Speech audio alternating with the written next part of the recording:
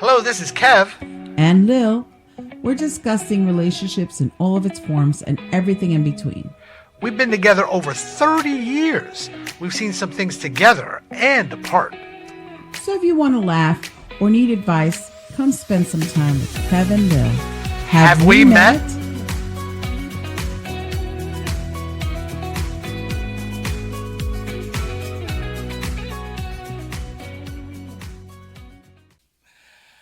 Hello, everybody. Hi, everyone. We're back again. Funny enough, today is our anniversary. But why would we talk about anniversaries? No, we're going to talk about a different subject. We're going to talk about how to deal with toxic coworkers according to a CEO. I found this article online. It's called Repeat After Me, Confrontation is Good by Marissa Wu, published back in January 2025. The CEO and conflict mediator is actually a Mason Farmani. He shares 10 tips for deftly managing even the most toxic situation. He also delves into the gray rock method. I have no idea what that is. Let's find out. And Socratic questioning as possible mediation strategies. We're not going to get into specifics. Let's just start diving into what some of the signs are. Okay. So know the signs of toxic coworkers. Are they actually having a bad day, or is your coworker stuck in a toxic cycle? Here are 4 toxic traits Farmani says you should watch out for. Chronic negativity. We're all grumpy now and again, myself included. I'm not a morning person. But if your coworker is a constant negative Nelly whose glass is always half empty, you can kiss your team morale goodbye. This is true. Gossiping. I mean, we all need a good water cooler gab sesh. Really, gab sesh? The tea. But it can go too far. Coworkers who are gleefully sharing confidential information or spreading rumors will damage reputations, relationships, and create conflict. Inflexibility. This doesn't mean having no boundaries. In this case, Farmani explains that inflexibility is toxic when it makes someone averse to new methods and ideas. Preventing progress and stalling open-minded team members. Sorry, it's dark. Overly competitive. Healthy competition is good, but not at the expense of teamwork. Someone who regards their colleagues as competitive as opposed to collaborators will inhibit teamwork. All right. Okay. All right, so let's go. How to deal with toxic coworkers. Number 1, set clear boundaries. Farmani's number 1 piece of advice: to lay down your boundaries. Remember, this doesn't mean you're inflexible despite what an inflexible coworker may want you to believe. He tells me politely but firmly, communicate your limits and walk away, stating you have to get back to work. All right. So real quick, have you had this issue before? Yeah. Do you remember an instance? You don't have to name names unless you really want to. Okay, I don't work with those people anymore. Okay, well there you go. I think there's a time and a place for everything. I mean, you're able to talk about everything and anything with a coworker if you have that type of relationship with them, correct? But there's a time and place for everything. You have to set boundaries. You're like, listen, at work, we can't talk about certain things because I don't want HR to get involved. Maybe during our lunch break or whatever. But people just, come up to you and start talking about stuff. And one, you're too busy. You got a deadline, blah, blah, blah. I said, listen, can we talk about this later? Put a pin in it. And I've had people talking about their sex lives. Well, you used to do that at your job. Yeah, I remember you telling me that. There was a time and a place for that. How was there a time and a place? You were doing it at work. That was a production company, entertainment company. That's what you talk about. Drugs, sex, and rock and roll. Anyway, but I'm talking about a senior center, okay? You shouldn't be talking about drugs or having sex with anybody at a senior center. That's and I was very busy. Going for them. talking about? I'm not talking about the seniors. We're talking about sex. Talking about my coworkers. We're talking about coworkers. Fair enough. Fair enough. Okay. But yeah, All right. put a pin in it. Set boundaries. Like, not right now. Okay. Next one. Practice emotional detachment. This is a hard one, especially if you're invested in your job and care about the work you're doing. However, I've personally come to realize, toxic situation or not, that some things, like difficult people, are out of my control. Difficult personalities are who they are, and I found that doing what Farmani advises, focus on maintaining a neutral, balanced reaction when they try to provoke, is the best way to handle it. If you don't react, they have nothing to react off of. Can I think of anybody in particular? I can't think of anybody in particular. I'll be honest with you right now. I do. But I can. Okay. A boss of mine. He would be difficult on purpose, and he would touch certain subjects that would upset me, and would provoke me by saying certain things, certain sayings, or bringing up examples of things that didn't go right, and then, oh yeah, like so and so. And I hated that. I hated when he used to do that. So I would not want to talk to him. Just business, and if I didn't have to, I would send somebody else to ask him questions. Paul, he was such a fucking pain in my ass. Oh my gosh. Sorry. Language. Oh. Well, clearly we've struck a bit of a nerve. Yeah. Bad taste. I've had a couple of bosses that I didn't care for. And I'm not going to talk bad about them now. If they don't realize that they were a-holes, that's on them. Yeah. If you need me to point it out, I can certainly point it out. Yeah, but why do things on purpose to provoke you? That's so unprofessional, especially if they're your supervisors, or in my case I'm talking about. Okay, next one. Use active listening. When there's conflict, it can be easy to let your mouth run. You need to air out your grievances. After all. Excuse me. However, one of the best things you can do in a situation with a toxic coworker is listen. Acknowledge their feelings without getting caught up in the negativity. Farmani says this can help de-escalate the situation and may make them feel heard without affecting you emotionally. All right, so it sounds like you want to empathize with them a bit. Yeah. Oh, I know how you feel. Oh, I understand. Yeah. Oh, yeah, no, I totally get it. Don't feed into it, though. Don't exacerbate it. Don't stoke the fire. yeah. Pretty much just tell them, okay, yeah, no, you're absolutely right. Well, actually, don't even say you're absolutely right, because all you need is them I could to imagine how you feel. Come back and they'll say something like, "Oh, so and so agrees with exactly." me. No, I don't need that crap. Yeah. All right, limit personal interactions. Just because you have to sit next to them doesn't mean you're obliged to be work BFFs. Farmani advises limiting your interactions with a toxic coworker as much as is reasonable without impeding either of your abilities to complete your work. And if you do need to speak with them, keep it work related. Holy cow. Yeah, there are those days, and don't get me wrong, I walk into work sometimes and I'll shut the door. And thank goodness my staff understands. They're like, yeah, he must not be in the mood, or he must be caught up with something. And they give me my time, and I can appreciate that. It's the same thing when I come home. It's like, I give me 5 minutes. That's all I ask. And I've told the guys that at work too. 5 minutes. I tell them, hey, look, I walk in the door. Don't come to me with something literally the moment I walk in. Just give me some time. You know what I'm saying? I'll try my best to help you out after that. Well, my coworkers used to have a sign for me at the your production sign. company. That was your sign, and you relished in it. Yes. Listen, I would tell them, give me 20 minutes, 15, 20 minutes, so I could drink my coffee and settle in. So there was a sign at the door that says the bitch is in. And then after my 15 minutes, and I would put the angels in, and they would know when to come into my office. So That's it. And there's a lot of coworkers, and I know I was like that at one point.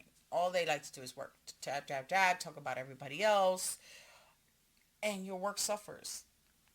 And if you tell them, can we, like I said, put a pin in it, can we talk about it afterwards or lunch, whatever. And if I don't know the person, I don't like to go out to drinks with them, especially if they have, like we say, bochinche or tea about somebody else. I don't like that. Okay. Okay, I guess I'll do the next one. Number 5, don't take it personally. Yeah, what they said just now really stung, but bouncing off of Farmani's advice to stay emotionally detached, remember, it's not personal. Remind yourself that the toxic behavior is a reflection of your coworkers' issues, not your worth. Don't take it personally.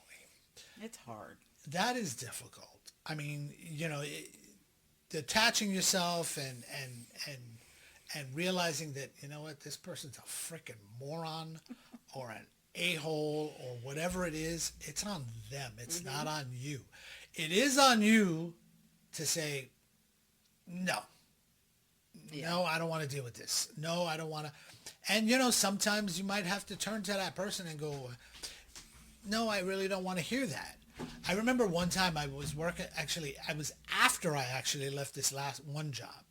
And this guy I used to work with, he gets in contact with me. We happen to get in contact, and he's talking to me, and he goes, "Oh, did you hear about such and such?" This was from somebody we used to work with, and they were like, "Yeah, they did this," and I had to stop the guy, and I liked the guy, but it was like, dude, you know what?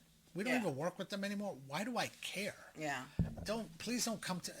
That was a bad time in my professional life.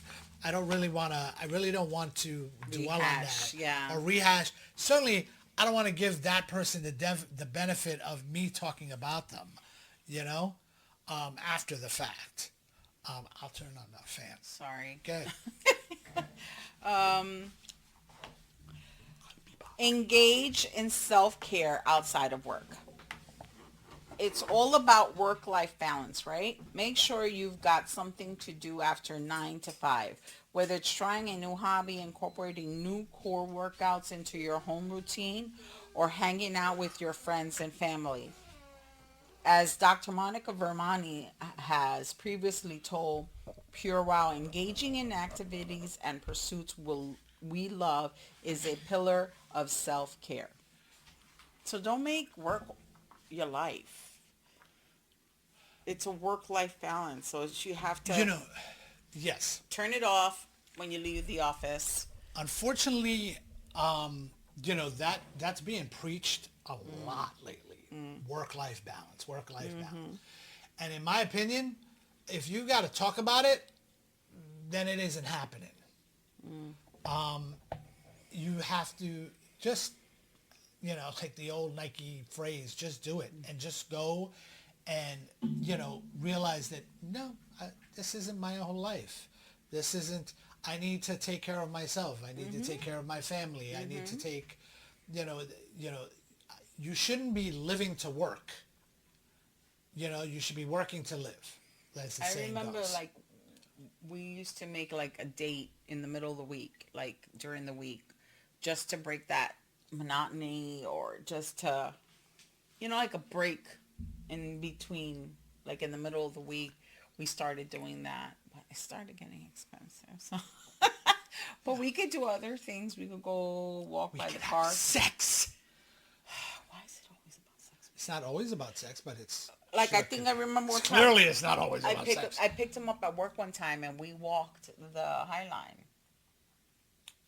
and that was fun, and it was free. Okay. What do you mean? What's the look for? The look was, I don't remember us walking the High Line. We didn't walk the High Line. I picked you up, and we walked the park. That's okay. All right. Okay. Oh, excuse me. Okay. Next one. Right. Stay solution focused. When someone gets confrontational, it's easy to just lob insults at each other, complain, and leave the conversation exactly where you started. Instead, employ tactics number 2 and 5, then focus on actionable steps. If the toxic coworker constantly brings up issues, try to steer the conversation toward practical steps for resolving them. Farmani tells me. Ask what they are planning to do about their complaints. This usually stops the complainers and gossipers. Oh, I got one for this. Go ahead. So recently, well, I shouldn't have said recently just in case they listen to this, but there is a coworker that stirred something up at work, and I've been avoiding them because, hey, you know what? If they're going to stir things up, I don't want to give them more ammunition. But I asked for some information, and I included their higher up, the person that, because they weren't in. That's really, and I needed this information. The person above them actually wound up being the problem. And they started with well, they did send it to you. And I said, I didn't receive it. Well, you're on this email chain. I go, and then I realized, I said, well, no, I didn't receive it. Well, then you must have blocked it. I said, no, I didn't block it. So there's actually two different inboxes, and one includes myself and my entire staff, and one includes just my staff. And that's where the information went. It went to just my staff. And did you correct them on that? Well, because it went to it went going back and forth with, well, you should have, and now I was being they were accusing me of it. So right there I'm going, all right, hold up. So this went back and forth like 3 emails. So by the 3rd email, I finally just told the guy, I said, are you going to do this all day? That was my answer. And finally it stopped. And I guess they realized that, you know what, I'm being a bit of a little bitch. And, but did they find out that they were wrong all along? No, I never got a chance to tell them because I was quite annoyed and I wanted to avoid the toxic behavior because clearly they were dragging things out and they were trying to make me look bad. But because there was no solution to it. No, unfortunately there wasn't. Yeah, because it says stay solution focused, honey. You gotta focus.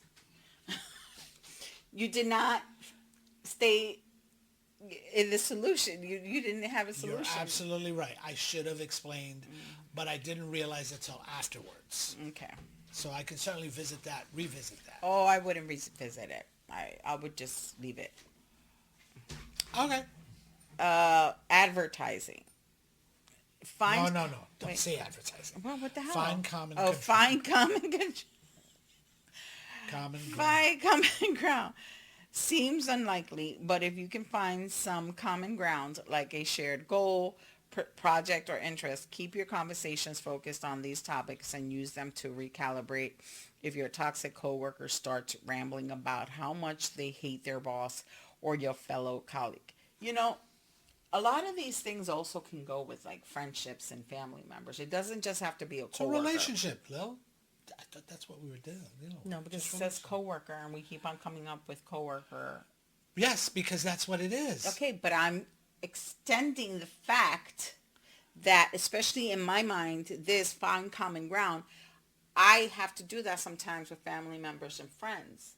Like I try and steer the gossip or the negativity and bring up something. Yes, I try. That doesn't mean it might work all the time, but I try. There we have the rub. What are you talking about? Because, sometimes you don't try to steer. You join in.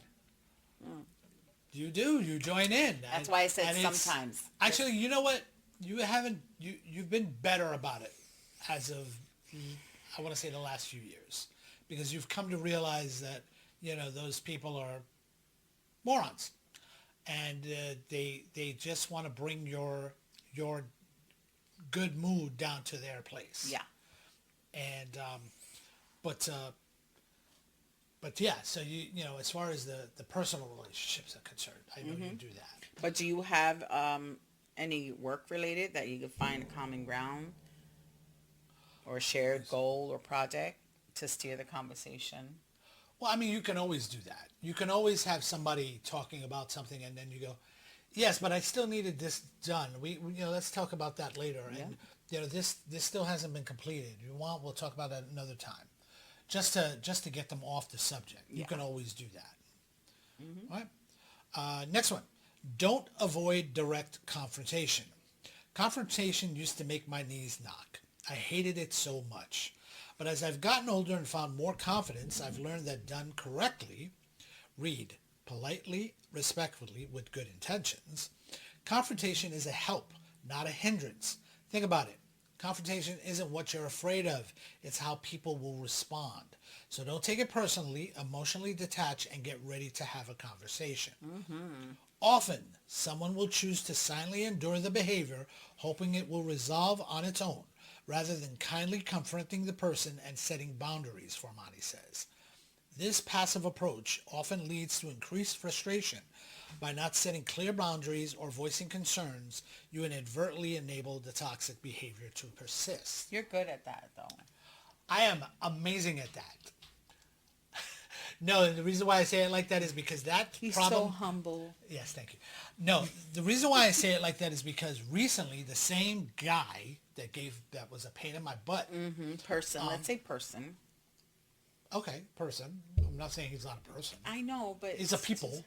Yeah, but you said he, so now people, that's 50% of people might fall into that. The point is, they actually told me when the original person stirred up the nest, and I said, okay, fine. Well, I guess that person's a lot of fun. That was my response. And and this guy that, yes, I'm going to keep saying guy because they're the ones that did the email after the fact, said to me, well, I hope this goes without saying, but you're not going to confront them, are you? And I'm like, excuse me? Well, you tend to be confrontational. And I'm confrontational? Never. No, but you know what? It's not. I wouldn't call it confrontational. What I would have done, but I wasn't going to do it anyway because the person didn't know me, so I didn't want to scare them off, so to speak. But I was really offended. I was very offended when they told me that. Yeah. Because I stood there and I said, really, you're gonna say that to me? I said, my God, you make it sound like I'm a mob boss and I'm gonna put the gun on the table and say we got to have a conversation. I said this to him. You're gonna put the head of a horse on there, or the head of a horse in their bed, or or I'm gonna send a message. You know what I mean? No, I'm just gonna avoid them unless I have to speak to them. I'm not gonna deal with them. That's all. At least not for the time being. And it's not about I'm shunning them or I'm silent treatment. It's just that I can't trust this person, so I don't want to speak to them. Yes. I don't want them to get the wrong connotations of me. And by you saying that, I'm confrontational, well, that's not helping. Yeah. No. There was a third party in the room at the time too, and they even were like, "Whoa, like what are you saying to him?" Meaning to me. Yeah, yeah. And I was like, am I really getting insulted here? And nobody, and this is okay now? Yeah. This is what I'm getting? I said, really? You should have went to HR. For what? For what? They don't do anything anyway. Oh, jeez. I hope your coworkers don't listen to this podcast. Well, you know what? I wouldn't say they don't do anything. Nothing will really come of it, and I don't wanna stare at that. Yeah. Okay. So number 10, don't engage in similar toxic behavior. I'm guilty here. Once someone starts complaining or gossiping, I get right in on the train. Though I'm trying to be more, cognizant of this and stop myself when I notice. Farmani says that tempting or reflexive as it may be, you're doing no one a favor by emulating the same toxic behaviors as your coworker in question.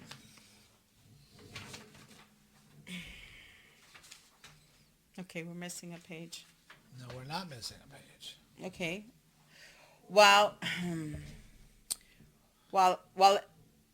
it might feel satisfying in the moment, To mirror the behavior, this approach only perpetuates the negativity and further degrades the work environment, he explains.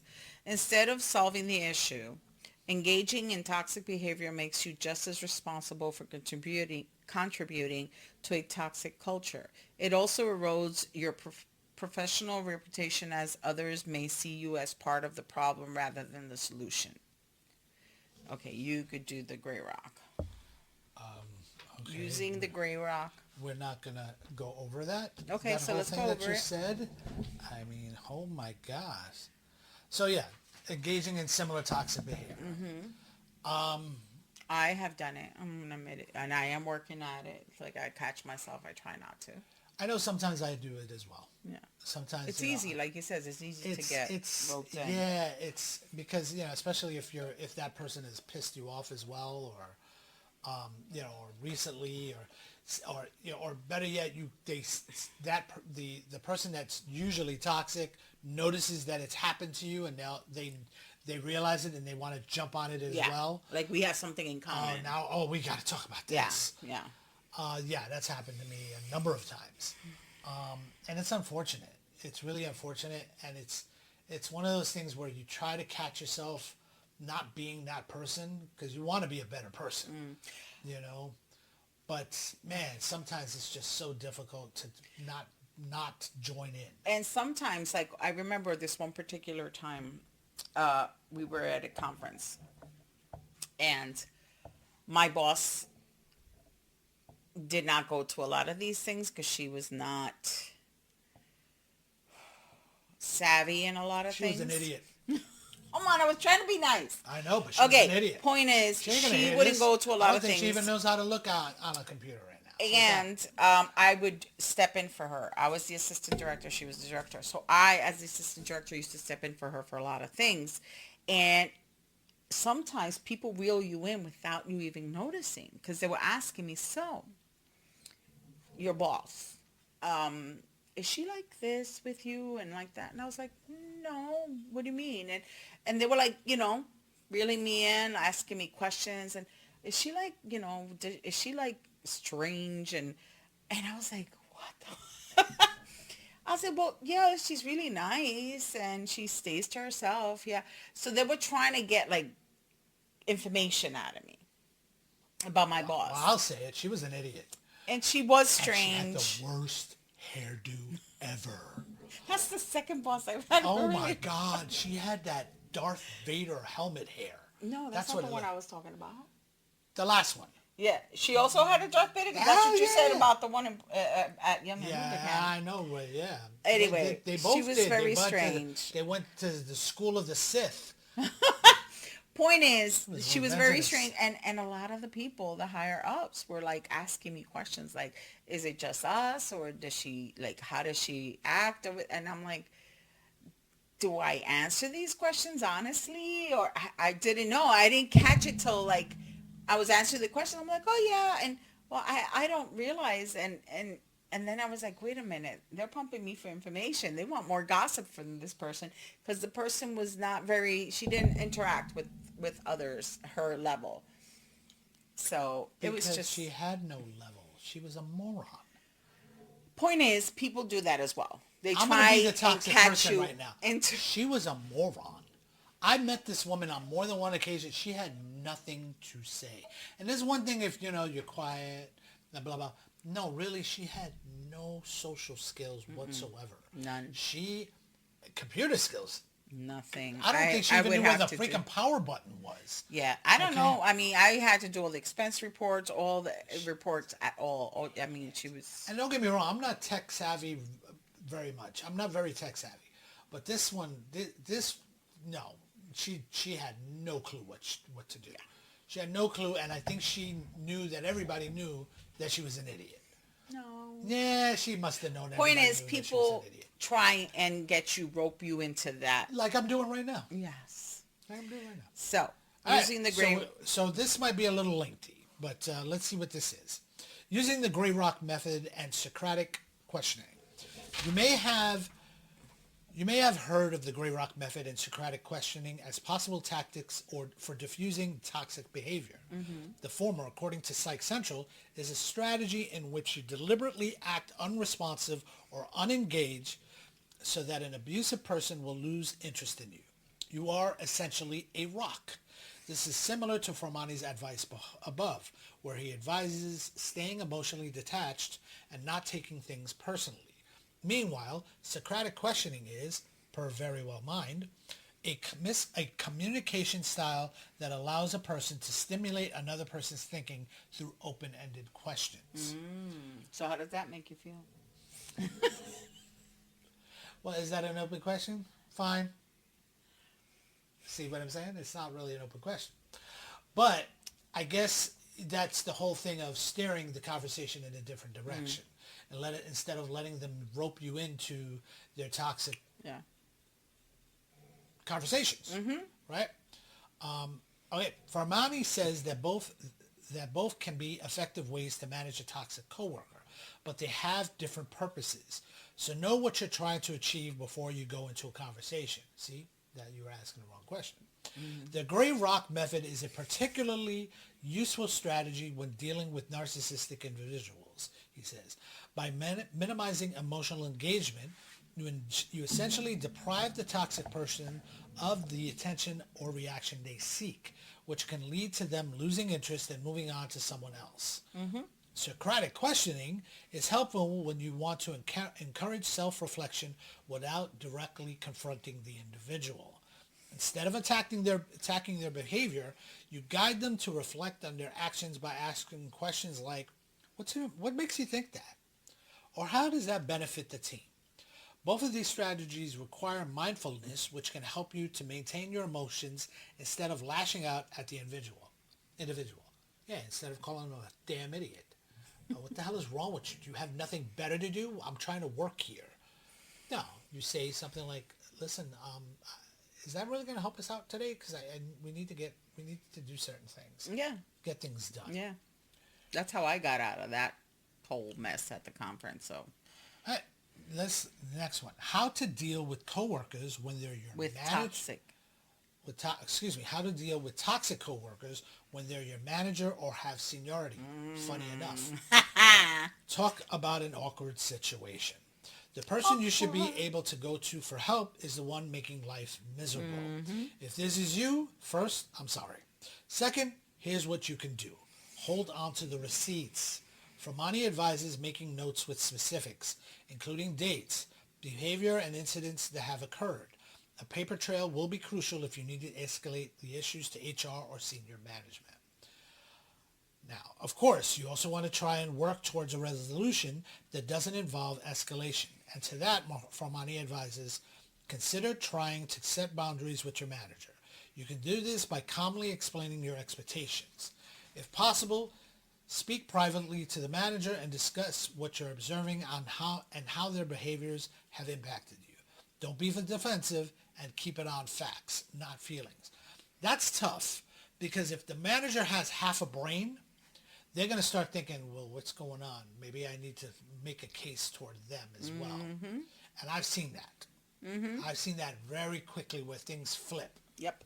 And especially if he's the highest, like that person is the top, the tippity top. Yep. And you go to HR and HR doesn't do anything. Because that happened to me at said place. Yeah. And I remember. My boss's boss. And there were so many complaints against that person. He was just as bad, though.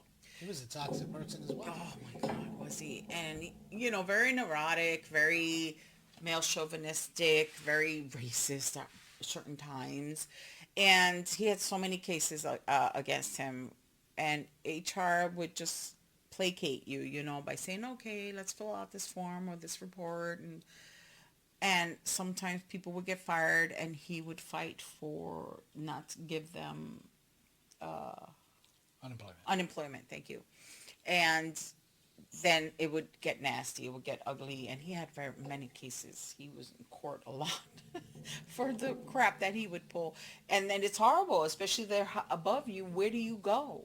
Like you said, HR really doesn't do some stuff sometimes. They don't do much.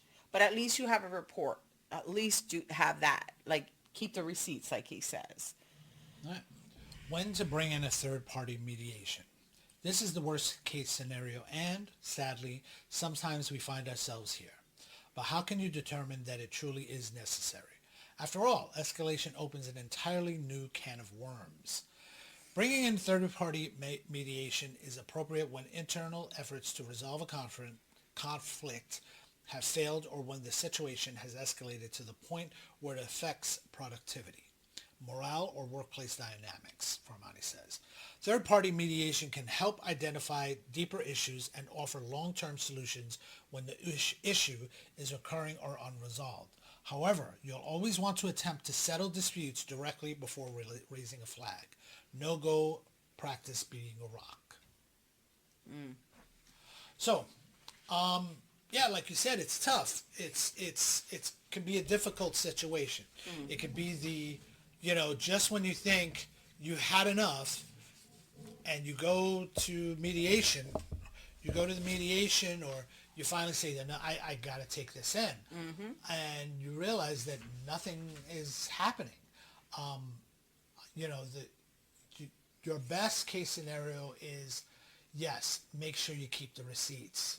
Because even if HR is not going to do anything, if it has to, and don't get me wrong, thank goodness I've never had this issue, but if it ever had to go outside of, where it can, you may be let go and you had a case to not be let go, for whatever reason.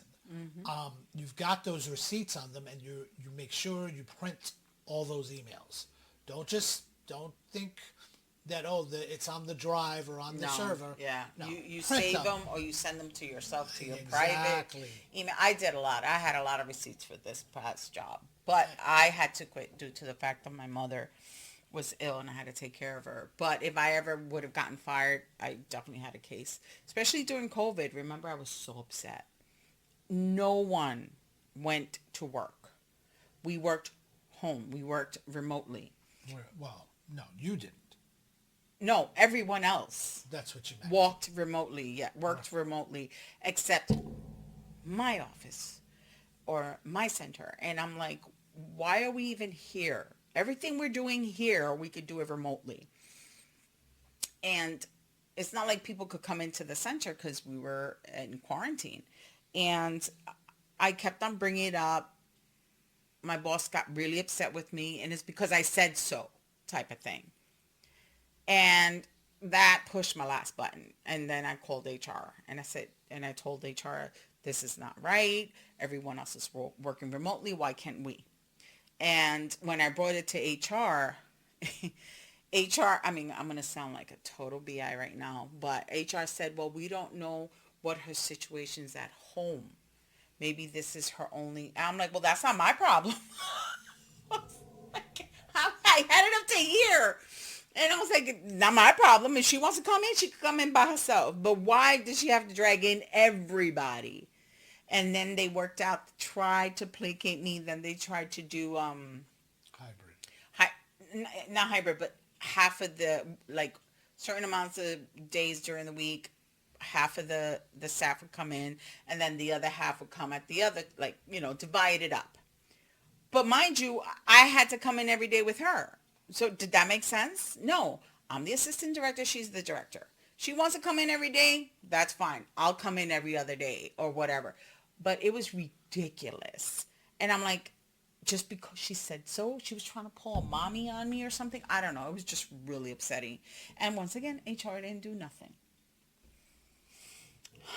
My grievances are out. Yeah. And she doesn't work there anymore. I'm still pissed at that. Everybody was home and I had to go to work. Yeah, she dragged that one out for a while. And I still do. Yeah, but you're not working there anymore. It doesn't matter. It's just the point that everybody wasn't working it at home. Doesn't matter now. Go to work. Who cares? No. All right. So, in conclusion, we, we've all got them. We've all had them in the past. We will have them now. We'll have them in the future. We'll have those toxic coworkers toxic supervisors, managers, CEOs, you name it. Yep. We will have them. And it's best if you learn how to deal with them now. It's that narcissistic behavior, that toxic behavior. If you're into it, that's you. I can't deal with that. I don't want to be part of it. I don't need it. I don't want it. And of course, unfortunately, yes, sometimes I get roped into it every once in a while. Sometimes I'm even that one person that may start it. But overall, no. So, yeah. So with that being said, we just want to say thank you for everyone that's been listening. Yes. We apologize that, we're taking so long in between episodes, but it's the start of a new year for it. Well, new season, so to speak. We've got a lot of stuff going on, but we'll try to do this. Life is lifing right now. Yeah, life is lifing. We'll talk about that shortly as well, as far as we are landlords also. And that's going to be an interesting episode when the time comes. Some of the issues we've had over the years. Yeah, and recently. I would love if you guys can comment about experiences you had either with landlords, good or bad, and or tenants. being a landlord yourself. Being a landlord yourself, or tenants that had horrible landlords, or experiences that you would like us to bring up in that episode. So follow, like, comment, share, do all the good stuff. Yep, and then remember, we're on everything. So you can listen, you can see us, you can do shadow puppets with the screens. But comment, tell us. But definitely comment. We appreciate all the comments. And like. And we're on all the social media stuff as well, so you can certainly comment there also. Other than that, thank you for listening and watching. Adios. Goodbye. Bye-bye.